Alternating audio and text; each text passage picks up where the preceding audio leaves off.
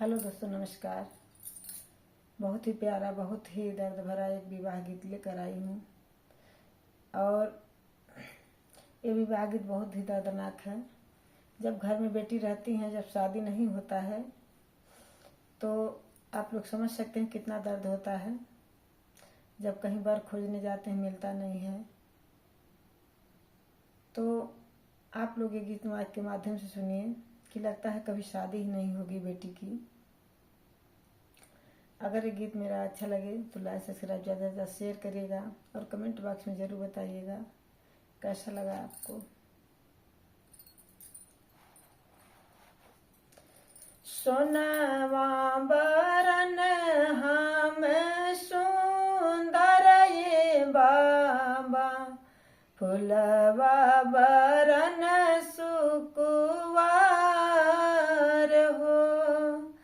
सोनवा बरन हम सुंदर ये बाबा, फुलवा बरन सुकुवार हो।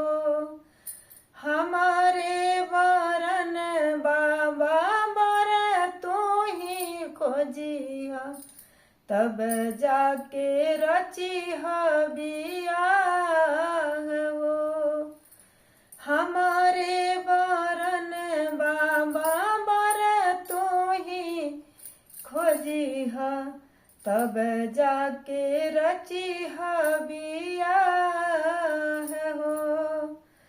पूर्व खोजली बेटी, पश्चिम खोजली मैं देश चारी ओर हो।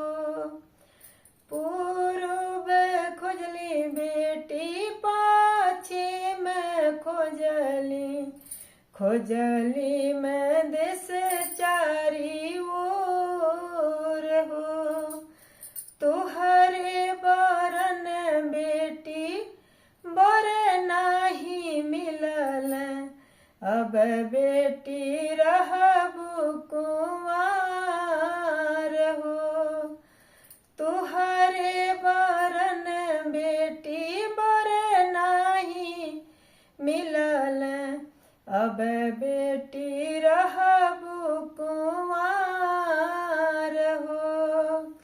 एक वचन हम कहीं हमरे बाबा, जो वचन मनता हमार हो।